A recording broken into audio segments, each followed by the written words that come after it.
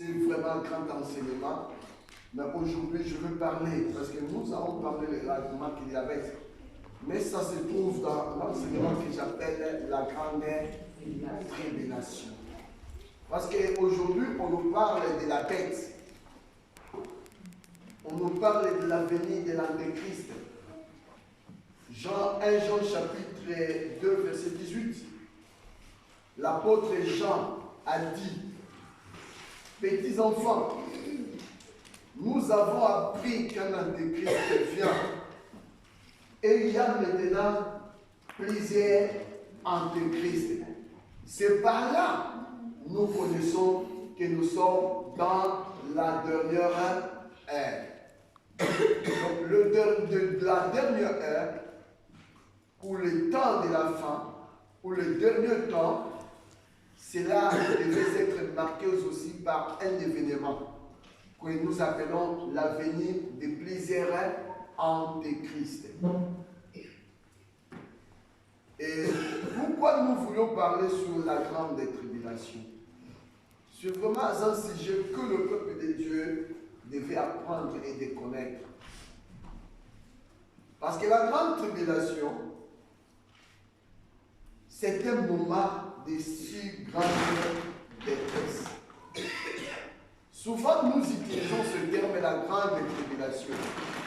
Mais si nous consultons la Bible, on verra ce terme de la grande tribulation. Cela n'est pas non plus tout simplement collé, d'accord, pour l'événement du temps de la fin. Parce que nous vivons déjà des grandes tribulations.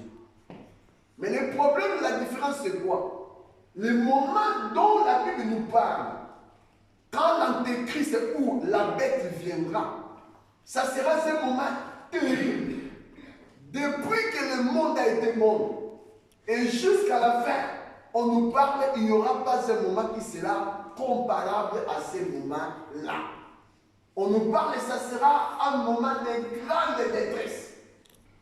Et les gens, il y aura ce que nous appelons la souffrance atroce. Et la souffrance qui sera dans ce temps-là, la Bible dit que c'est vraiment une souffrance inhumaine. Aucun humain ne pourra non plus le supporter. Ce sont de la souffrance dont les gens, ils vivent dans les séjours de mort. Bien aimé, beaucoup de gens, aujourd'hui, ils nous donnent des témoignages. Dieu a fait visiter plusieurs personnes parmi nous. Ils ont visité le séjour des morts. Il y a ceux-là qui ont participé à la souffrance du séjour des morts. Et ils ont vu la souffrance qui est là, dans ce lieu-là que nous appelons le séjour des morts. Beaucoup de gens, quand ils viennent, ils disent, mon frère, même si quelqu'un est ton ennemi, tu ne voudras jamais que la personne là, d'accord, d'y aller dans ce lieu-là. À cause de la souffrance, mes bien-aimés. Et la souffrance là, ça sera pareil avec la souffrance dont la Bible nous parle dans ce temps qu'on appelle le moment de la grande détresse. Et voilà pourquoi souvent nous utilisons le terme la grande tribulation. Nous attribuons ce terme de la grande tribulation à ce moment-là. Mais je veux qu'on va prendre d'abord, avant d'évoluer, je veux que nous prenions la Bible dans le livre de Matthieu chapitre 24. Parce que le thème, j'ai intitulé mon thème d'aujourd'hui, la grande tribulation. Je vais commencer l'enseignement de la grande tribulation. Parce que, vous savez, je me suis dit moi-même, quand le pasteur Gervais a dit, il m'a donné quand même la main de dire que tu prêches. J'ai hésité. Je dis, mais c'est ton tour aujourd'hui, en réalité. Mais vous savez, après, bien aimé, je me suis senti obligé.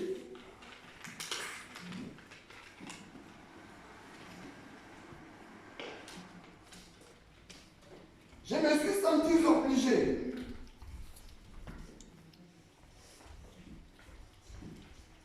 de le faire. Donc, de prêcher. De prêcher quoi? Sur la grande tribulation. Sur les événements du temps de la fin.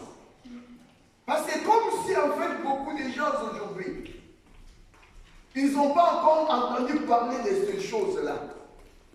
Beaucoup de gens ne prennent pas non plus. Ils ne réalisent pas non plus des choses qui nous attendent. C'est que la Bible a annoncé. Et c'est ainsi, je me suis senti obligé de me mettre devant aujourd'hui devant vous. Pour vous faire éveiller par rapport à des choses qui devaient dérouler dans ce monde que nous vivons aujourd'hui. Voilà pourquoi je prie ce grand homme. Je vais évoluer sur ça. Je vais parler sur la grande tribulation. Je vais enseigner sur ça. Je veux que les gens, chacun de nous, de prendre conscience, de comprendre des choses qui nous attendent, mes bien-aimés. Il y a des choses qui sont tellement terribles. Voilà pourquoi je vais te dire, je vais éveiller, bien-aimé, ton intelligence.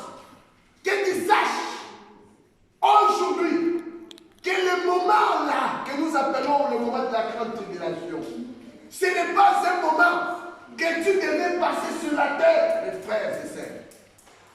Quiconque qui va avoir part dans ce temps-là, mes bien-aimés, je dirais, tu es la personne la plus malheureuse. Parce que ça ne sera pas un moment du bonheur.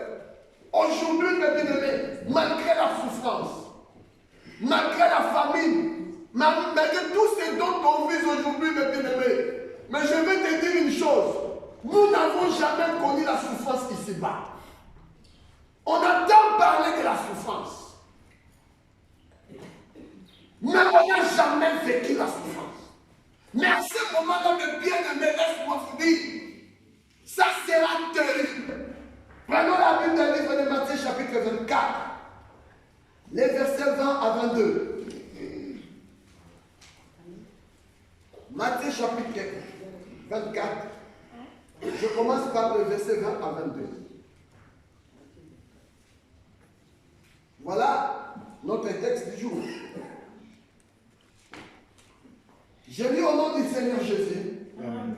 Matthieu chapitre 24. Je commence par le verset 20 jusqu'à verset 22.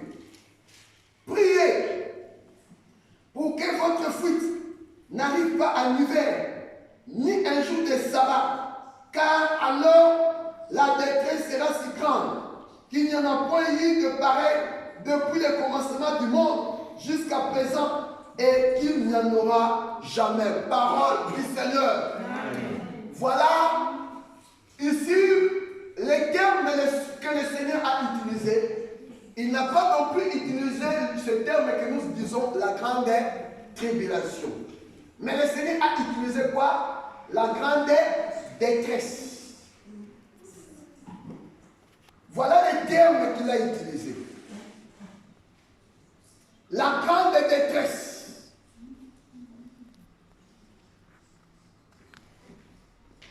C'est quoi ça, la grande détresse? Quand nous parlons de la grande détresse, en réalité c'est quoi?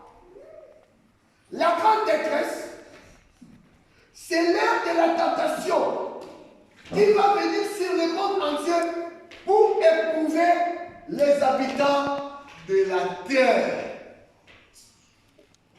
Donc quand nous parlons du moment dont nous venons de lire dans le livre de Matthieu, chapitre 24, le verset 20 à 22, là on nous parle de la grande détresse. C'est que nous disons la grande tribulation. Et je dis, pour définition, la grande détresse ou la grande tribulation, je dis c'est un moment, c'est l'heure de la tentation qui va venir sur le monde entier pour éprouver les habitants de la terre. Ce n'est pas pour éprouver les habitants des cieux. Parce qu'à ce moment-là, il y aura déjà des hommes et des femmes. Il y aura des gens, des mamans. Il y aura aussi des enfants qui vont avoir déjà l'accès dans le royaume céleste. Mais il y aura aussi plusieurs personnes qui vont rester ici-bas. Et il y a toutes ces personnes qui vont rester, mes bien-aimés. Ça sera un moment de grandes épreuves, mes bien-aimés. Ça sera un moment terrible. Voilà ce que le Seigneur nous a dit. Ici, ce n'est pas un homme qui nous parle, mais c'est Jésus qui nous parle. Il a dit, car alors la détresse sera si grande qu'il n'y en a point eu de pareil depuis le commencement du monde jusqu'à présent et qu'il n'y en aura jamais. Ici, ce n'est pas un homme qui nous parle. Si c'était la parole d'une personne, on pourrait la mettre en doute. On pourrait dire aussi, les hommes se trompent, parce que personne ne connaît l'avenir. Mais celui qui nous annonce cette parole, il est le créateur de toutes les choses. La Bible dit, il est omniscient, le Dieu qui connaît toutes les choses. Il connaît la fin dès le commencement. Il sait le moment là dont on dit de la grande tribulation des choses qui vont passer. Bien-aimé, je veux dire que ça ne sera pas un moment de vie. Beaucoup de gens, à ce moment-là, ils vont aimer de mourir. Ils vont chercher la mort. Mais bon, la Bible nous parle, il y aura un temps. Dans ce moment-là, la mort ne sera plus. La mort, il va dire non, ce n'est plus mon temps. Il va nous laisser maintenant, mes bien-aimés, de passer des moments, des moments de grandes épreuves sur la terre. Et la Bible nous dit quoi?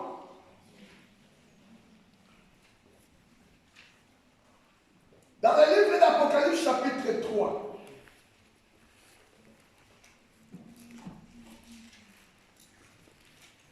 le verset 10, la Bible dit, parce que tu as gardé la parole de la persévérance en moi, je te garderai aussi à l'heure de la tentation qui va venir sur le monde entier pour éprouver les habitants de la terre. Parole du Seigneur. Amen. Voilà là où j'ai trouvé la définition de ce que j'appelle la grande tribulation, le moment de la grande détresse. Dans le livre d'Apocalypse chapitre 3, là on nous définit maintenant, c'est quoi ça la grande détresse? La Bible dit c'est un moment. Ça sera un moment. Ça sera l'heure de la tentation qui va venir sur le monde entier. Ça ne sera pas non plus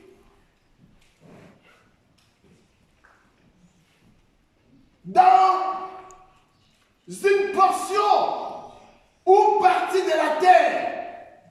Mais la Bible nous apprend cette épreuve-là, ça sera pour le monde entier. Donc le monde entier tout entier sera éprouvé à ce moment-là.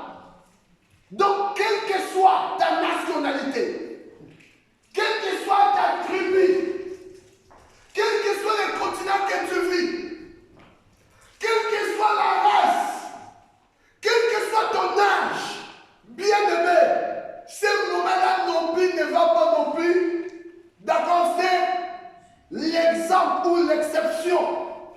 Personne ne sera exempt à ce moment-là. Tout le monde sera éprouvé, même les enfants, que ce soit les jeunes, que ce soit les parents, les mamans, les papas ou les vieux. Tout le monde sera éprouvé. Donc à ce moment-là, il n'y aura pas des enfants, il n'y aura pas de vieux. Donc tout le monde sera inclus. Et la Bible nous apprend, ça sera un moment terrible. Je vous dis terrible. Parce que ce n'est pas un homme qui annonce ce que nous venons de lire, mais c'est le Seigneur Jésus-Christ de Nazareth. La Bible nous dit, quand est-ce que cela viendra? Est-ce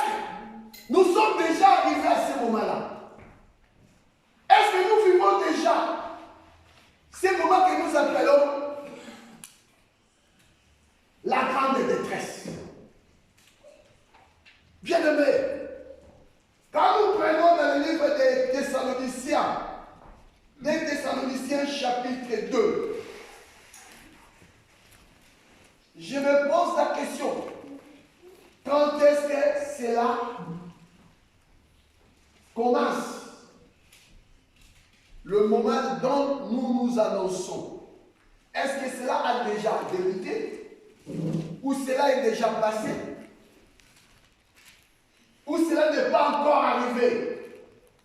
Dans 2 Thessaloniciens chapitre 2, le verset 1, la Bible dit quoi? Je vais prendre le livre de 2 Thessaloniciens, chapitre 2. Je commence par le verset 1. Je lis au nom du Seigneur Jésus-Christ. Pour ce qui concerne l'avènement de notre Seigneur Jésus-Christ et notre réunion avec lui, nous vous prions, frères, de ne pas vous laisser facilement ébranler dans votre bon sens et de ne pas vous laisser troubler soit par quelque inspiration, soit par quelques paroles ou par quelques lettres, qu'on dirait venir de nous comme si le jour du Seigneur était déjà là. Les versets 7 à 8, je saute. Je ne vais pas non plus faire la lecture entière. Les versets 7 à 8. Car le mystère de l'iniquité est déjà. Le mystère de l'iniquité agit déjà, pardon. Il faut seulement que celui qui le retient encore ait disparu. Et alors paraîtra l'impie que le Seigneur Jésus détruira par le souffle de sa bouche et qu'il anéantira par le cœur de son avènement. Parole du Seigneur. Amen. Ici, on nous apprend, mes bien-aimés, que le moment de la grande détresse, cela débutera tout simplement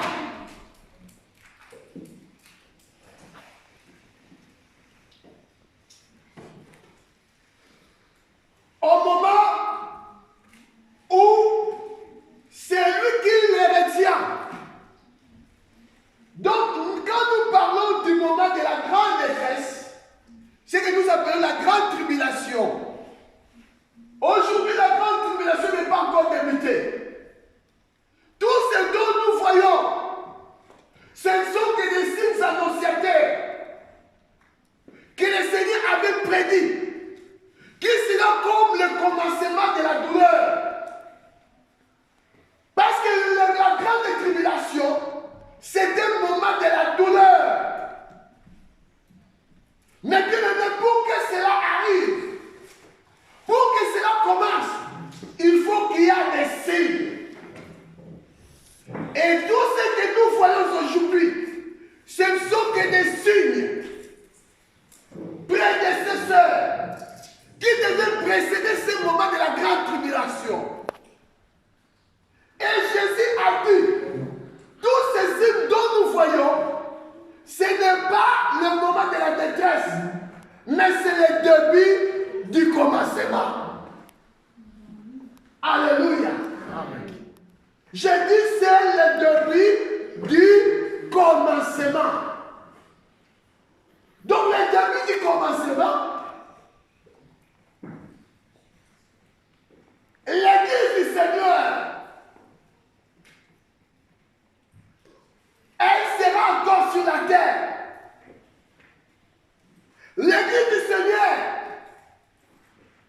elle va vivre le début du commencement. Mais elle ne va pas non plus vivre ce moment de la grande détresse. Quand je parle le début du commencement, donc ce sont des signes annonciateurs, des signes qui annoncent que le moment de la grande tribulation arrive. Or, parmi les signes qui annoncent la venue de la grande tribulation, on nous parle aussi des maladies, des pestes qui devaient venir dans le monde entier. Comme nous les voyons aujourd'hui. C'est ainsi aujourd'hui, nous sommes tous distancés. Vous voulez, on nous a donné la prévention. On nous a dit, il faut rester 1 mètre ou 2 mètres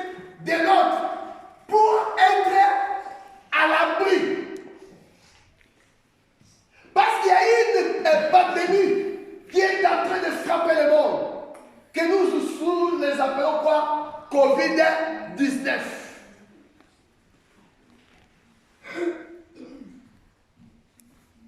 Bien-aimé, ce Covid-19, ça fait aussi partie des signes annonciateurs.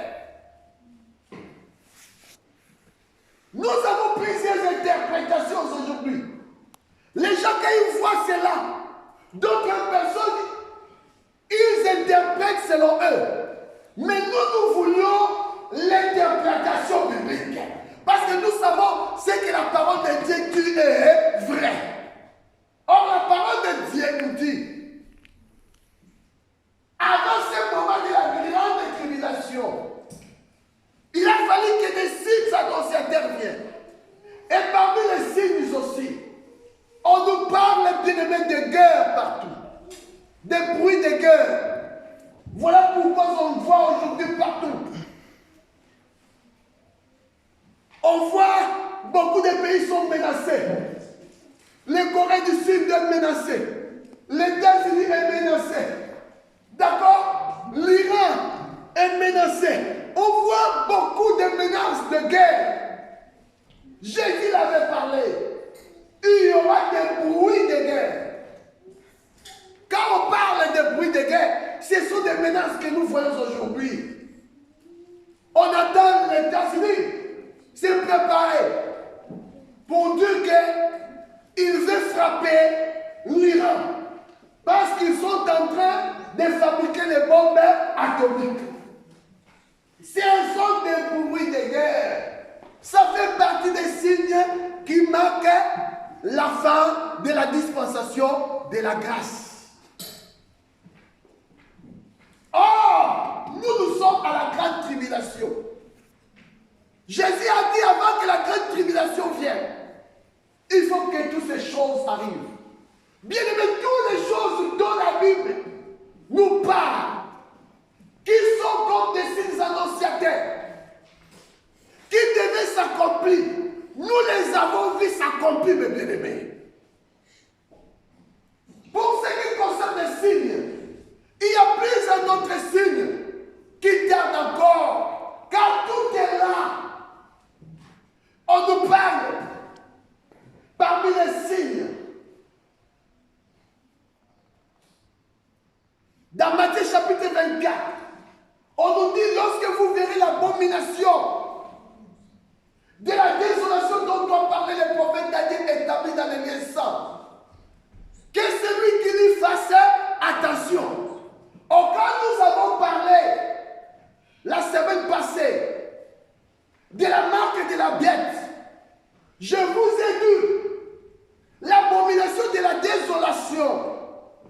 Cela est déjà accompli. Beaucoup de gens se posent la question, quand est-ce que cela est accompli? Parce que le temple de Jérusalem n'est pas encore bâti.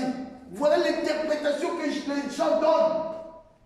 Ils nous disent quand on parle de l'abomination de la désolation, dont on parlait le prophète Daniel, cela veut dire quoi? C'est l'un des Thessaloniciens parce qu'ils n'ont pas compris cela. Les 2 Thessaloniciens chapitre 2, on nous dit l'adversaire qui s'élève au-dessus de tout ce qu'on appelle Dieu ou de tout ce qu'on adore.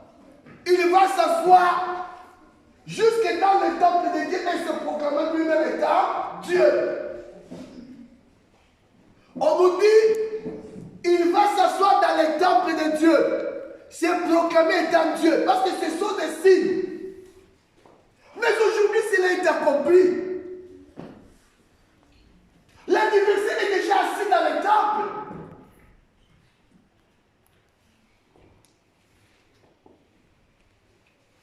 Il s'est déjà autoproclamé. Voilà pourquoi nous avons parlé de la papauté. La papauté, bien aimée, c'est un royaume qui n'est pas établi aujourd'hui. C'est là qu'il des siècles et des siècles depuis que la papauté est là. Mais écoutez, le pape est assis sur son trône et dans la figure du Fils de Dieu. Donc à la place du Fils de Dieu, personne ne l'a mis là-bas. Qui a mis pape dans ce trône? au-delà. Mais c'est lui-même. Donc il est assis sur son trône, étant le vicaire des fils de Dieu. Donc à la place du Fils de Dieu. Or c'est Jésus-Christ qui est assis sur le trône de l'Église étant le Dieu véritable. Parce que nous adorons Jésus-Christ, mes bien-aimés. Je ne sais pas qui est, quel est le Dieu que toi tu adores. Mais moi, je connais mon Dieu. Mon Dieu, c'est Jésus-Christ de Nazareth. Vous savez, un jour, Jésus était en face d'une femme que la Bible appelle la femme samaritaine. Elle demanda à Jésus, vous disiez que le lieu qu'il faut adorer, c'est dans le temple. Mais nos ancêtres adorent leur Dieu sur des montagnes. Et qui sont ceux-là qui adorent le véritable Dieu? Jésus dira à cette femme, je te dis, vous adorez ce que vous ne connaissez pas. Mais nous adorons ce que nous connaissons, car le salut vient des Juifs. Bien aimé, un vrai adorateur, il connaît son Dieu. Amen. Mais écoute-moi, tu peux connaître ton Dieu, mais cela ne dit pas le fait que tu connais ton Dieu, cela lui passe pour le véritable Dieu. Nous connaissons qu'il n'y a qu'un seul vrai Dieu. C'est celui qui a créé les cieux et la terre. Son nom c'est Jésus-Christ de Nazareth. La Bible dit au commencement était la parole. La parole était avec Dieu. Et la parole était Dieu. Elle était au commencement avec Dieu. Toutes les choses ont été faites par elle. Voilà le Dieu que nous adorons. C'est lui qui a créé les cieux et la terre et tout ce qui y renferme, mes bien-aimés. Son nom c'est Jésus-Christ de Nazareth. Il a dit, vous adorez ce que vous ne connaissez pas. Mais nous adorons ce que nous connaissons. Je vais te signaler ce matin, toi qui m'écoutes, ici dans cette assemblée, nous adorons qu'un seul et vrai Dieu. Son nom c'est Jésus-Christ de Nazareth.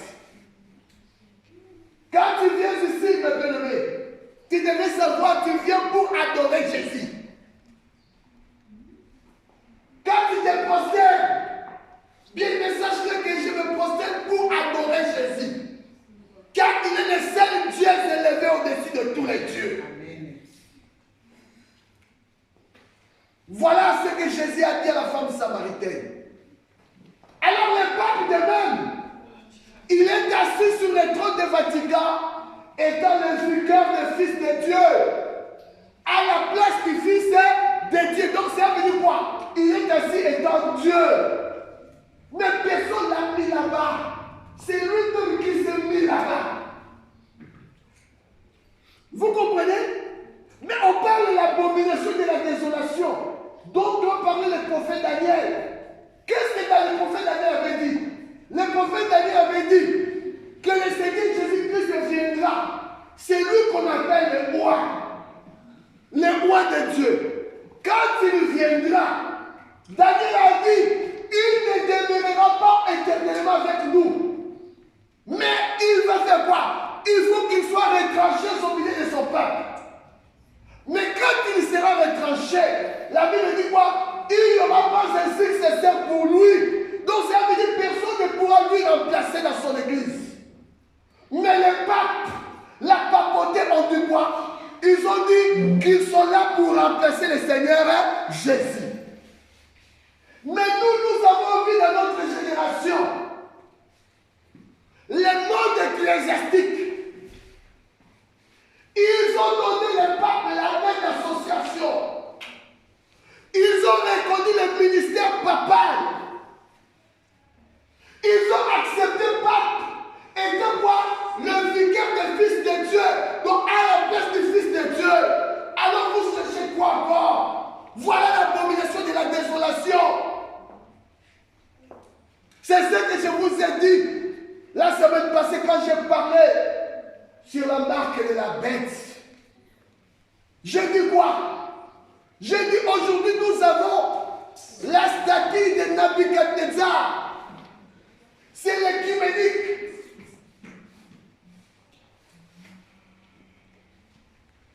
C'est cette assemblée qu'ils ont formée. Qui est quoi? La réunification des églises. Ils ont réuni des églises pour former ce que nous appelons l'écuménique. Quand ils ont réuni des églises, ils ont formé maintenant une religion mondiale. Cette religion qui est au-dessus maintenant, qui va prendre maintenant d'abord le relève ou le commande. Je vous ai dit, je ne sais pas combien de temps vous direz encore pour nous de venir se réunir dans ce lieu. Mais je ne crois pas que ça va durer longtemps. À bientôt, ils vont déjà donner des ordres pour que tous nos églises se ferment. Pourquoi? Parce qu'on devait bien être réunis. Parce qu'ils ont déjà formé leur bête que nous appelons quoi? La religion mondiale.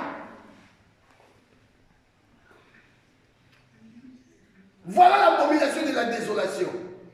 Or, quand ils ont donné le pape la main d'association, cela veut dire quoi? Cela veut dire, Matthieu chapitre 24, verset 15, cela est accompli. Or, Jésus avait dit quoi? C'est que celui qui lit fasse attention. Donc, quand nous avons vu d'abord les assemblées chrétiennes se réunir autour du pape Benoît XVI, ils ont accepté cette main d'association. Pour nous, étant les enfants de Dieu, c'était un moment dont on devait faire attention. Parce que pour nous, le temps est fini. Parce que c'était l'accomplissement de ce que la Bible a dit, l'abomination de la désolation.